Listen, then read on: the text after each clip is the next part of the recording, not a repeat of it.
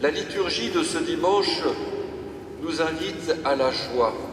La joie, bien entendu, de savoir Noël tout proche, le grand mystère de l'incarnation qui est pour nous la source de la rédemption. Mais cette joie est placée sous le signe de Saint Jean-Baptiste. Et je voudrais avec vous scruter profondément comment Jean lui-même nous introduit dans cette joie de l'imminence de la venue du Sauveur. On dit parfois que Jean le Baptiste est le dernier des prophètes, le plus grand des prophètes. C'est Jésus lui-même d'ailleurs qui le dit, il n'y en a pas de plus grand que lui. Et en effet, dans les évangiles, selon saint Matthieu, selon saint Jean et selon saint Luc, Jean cite les autres prophètes, Isaïe, Baruch, Sophonie. Oui, c'est vraiment toute l'attente d'Israël dont il est l'héritier et le messager. Mais il y a une différence entre Jean et les autres prophètes. C'est que ce qu'il annonce n'est pas pour un avenir lointain. Ce qu'il annonce est déjà en train de se réaliser. Lui aura cette grâce de pouvoir désigner Jésus en disant « Voici l'agneau de Dieu ».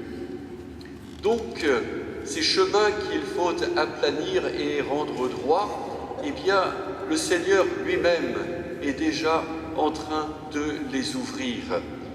La joie de Jean, ou la joie que Jean nous procure, c'est la présence même du Seigneur. Il désigne la présence du Seigneur.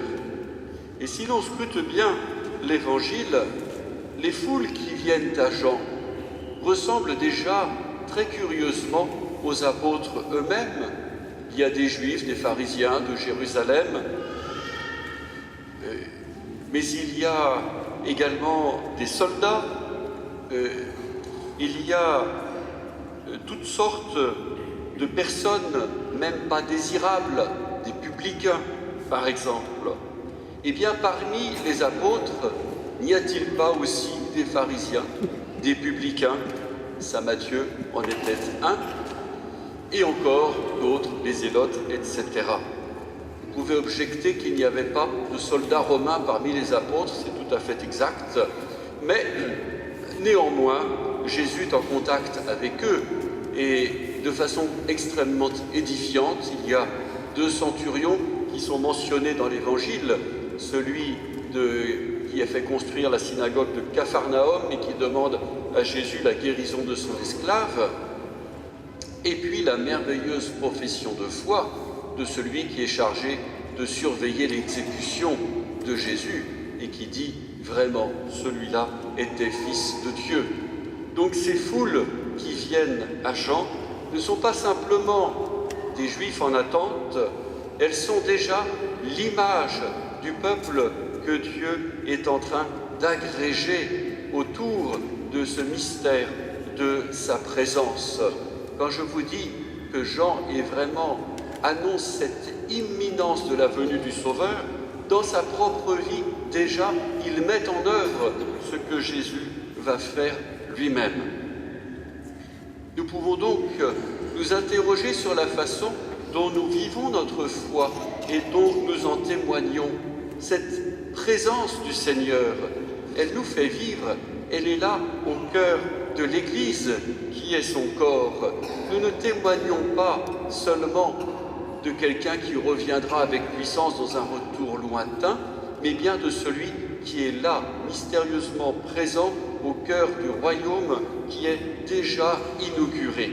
Et si cela ne se voit pas suffisamment, c'est que nous ne sommes pas les artisans du royaume suffisamment acharnés et dévoués, car en effet, il faudrait bien que cette charité que l'Esprit Saint répand dans nos cœurs puisse aussi produire son fruit. Voilà notre mission. Réjouissons-nous de l'imminence de la venue du Sauveur, dans la fête de Noël, mais réjouissons-nous encore plus de cette mission que le Seigneur nous confie. Nous avons à annoncer qu'il est là. Amen. Au nom du Père, du Fils et du Saint-Esprit.